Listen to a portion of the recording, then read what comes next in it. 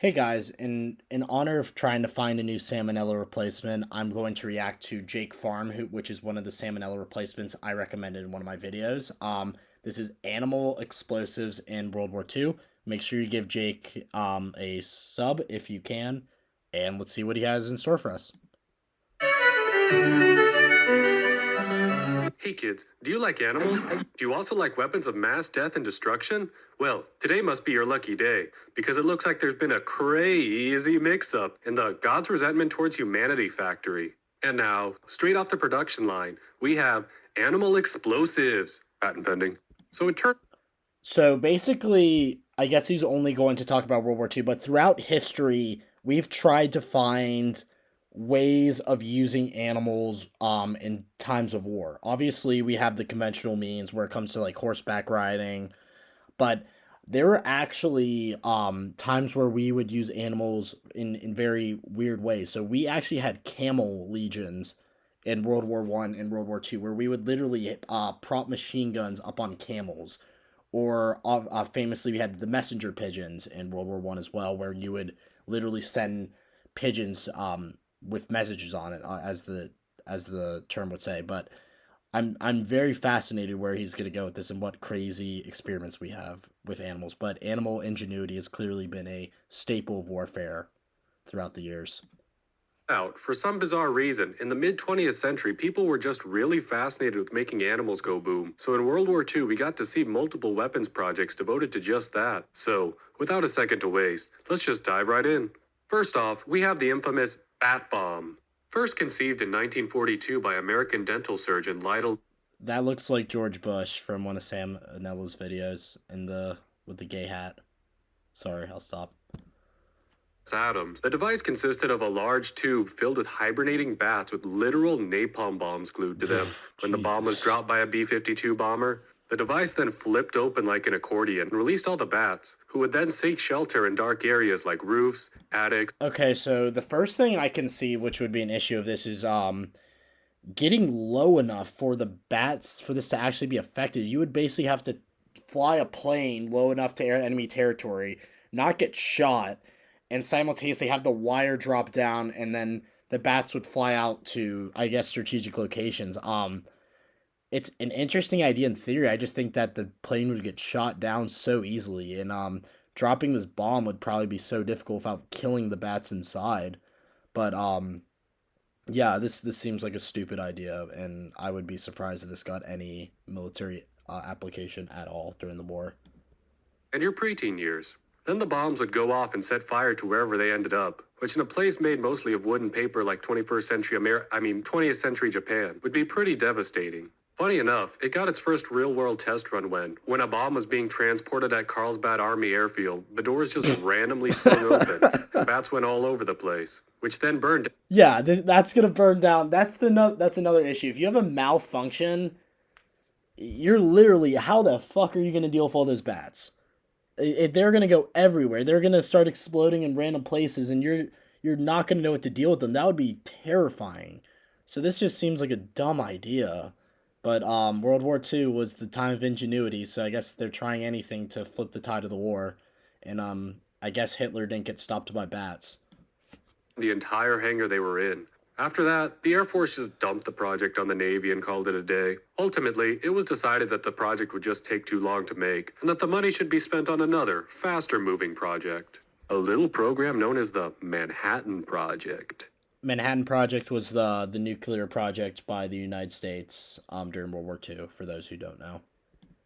Next up, we have another blessing to our furry little friends, the rat bomb. These were developed by the British SOE for use against the Germans during the war. The idea being, get a bunch of dead rats, stuff them with plastic explosives, then lay them around German boiler rooms. The boiler attendant, when he saw the thing, would naturally then just shovel it into the boiler to dispose of it, and then kablam! However, the first shipment of This idea I don't think is actually completely stupid. This is imagine being able to put bombs in the rat population of Germany, and they're just gonna nonchalantly discard them, and then you're gonna have all these rats everywhere. But simultaneously, you start to put bombs in dead rats. Well, the Germans are going to start thinking that every dead rat is going to have a bomb in it. So the fear of that in itself could just really help the war effort. So I don't think that idea is as dumb as possible, just because the pure fear factor thinking every dead rat could have a bomb in it. Was actually caught by the Germans, so they were never actually used in the war. However, it turns out they were kind of a success after all, since after the Germans found it, it kind of sent them into a frenzy across the country, looking for dead rat bombs that didn't actually. I swear to God, I didn't know he was gonna say that, but that was the first instinct was that it could create a bunch of panic. Exist. With the good old Brittles concluding, the trouble caused to them was a much greater success to us than if the rats had actually been used. Now that's what I call positive thinking. And finally, we have what's sure to be the most popular of the bunch, the dog bomb. Also known as the anti-tank dogs, these were dogs trained by the Soviets to destroy German tanks on the battlefield. The way it would work is, strap a harness loaded with explosives to the pooch in question. I'm assuming these are just gonna be like suicide bomber dogs, because that seems like logical, but at the same time, how would you trust a dog not getting terrified in the heat of battle? And how these dogs are gonna be so well trained just to be used as a suicide bomber, essentially. Have the dog run underneath the tank, pull Yep. the cord to release said harness, and then have him run back before the bomb detonates. So apparently the dog's supposed to come back. That seems like that would be hard to pull off, honestly. And also just like shoot the dog. You that has like this bomb pack on it. That seems like a pretty easy target as well, because like there obviously be no fire from the dog itself. Simple, right? The only problem was, training the dogs to do just that was a little easier said than done. So it often went like, okay boy, go to the tank. Yes, yes, just go to the tank. Yes, good boy. All right, now pull the string. Pull the string. No, it's Come on, gonna- boy. Pull the string. gonna die. Pull the string. Whoa. Fido! So after enough of that, the Red Army just decided to say fuck you to PETA. Yeah, the Red Army will say fuck you to PETA, basically anything and anything. They used to just shoot random animals during the space race up and just leave them there. Just like fuck it, you're in space now, just to see if they could do it, if the dog would survive orbit. But yeah, I'm assuming the Soviet Union doesn't have a great history of animal rights, especially during World War II, and Germany's literally burning down half their country. And just have the dogs be suicide bombers, putting a lever on top that would set off the bomb as soon as the dog dove under the tank. But when they tried it out on the battlefield, surprise, surprise, a dog is still a dog. So all the gunfire and explosions and shit going on would scare the dogs, who would naturally then run back to the trenches they were released from and... Exactly what I said. There's no way that you could get a dog to be this brave. Like, have you seen a dog when during the 4th of July? They'll hide under anything.